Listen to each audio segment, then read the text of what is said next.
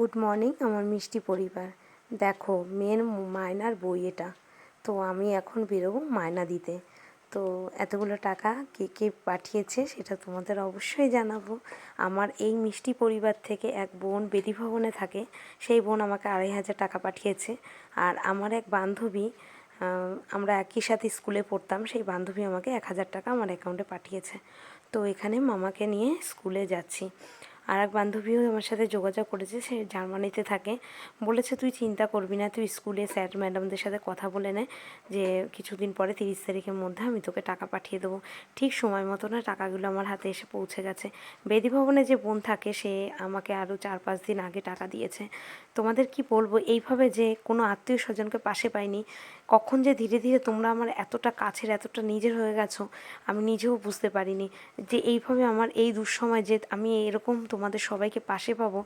এটা মানে কি বলবো, আমি মানে এই পরিবারটা আমার কাছে অনেক বড়, অনেক বড়। জানি না আমি টাকা ইনকামটা আমার পরে হোক বা ধীরে ধীরে হোক সেটা কোনো কথা না, কিন্তু এই পরিবার থেকে যে আন্তরিকতা, যে ভালোবাসা, যেন আমার ছেলেমেয়ের যে দুশ্চিন্তাটা আমার, সেটা এখন মনে হয় তোমাদের হয়ে গেছে। তোমাদের এত কমেন্ট, এত ভালোবাসা, আমাকে সবসময় ভরসা দেওয়া, মানে সবসময় বলতে থাকো, প্রতিটা কমেন্টে বলতে থাকো তোমরা সবাই আমাকে যারা ভালোবাসো, দিদিভাই তুমি চিন্তা করবে না। আর মেসেঞ্জারে তো সবাই ইনবক্সে আমাকে যোগাযোগ করছে, সব বোনরা, তো দিদিরা, যাই হোক সবাই আমাকে একটা কথাই বলে, চিন্তা করো কেন, আমরা তো আছি তোমার পাশে।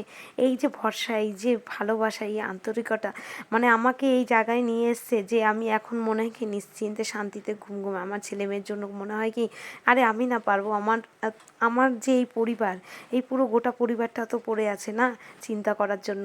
যাই হোক বন্ধুরা, এইভাবে ভালোবাসার হাতটা যেন আমার মাথার উপর, তোমাদের আশীর্বাদ যেন আমার মাথার উপর থাকে। তো মনের মায়না দিয়ে দিলাম। তো এখন নিশ্চিন্ত হয়ে গেলাম যে ও এখন পরীক্ষা দিতে বসবে। তো এইভাবে আমার পাশে থেকো। আর ভিডিওটি কেমন লাগলো তোমরাও দেখো সবাই। টাটা।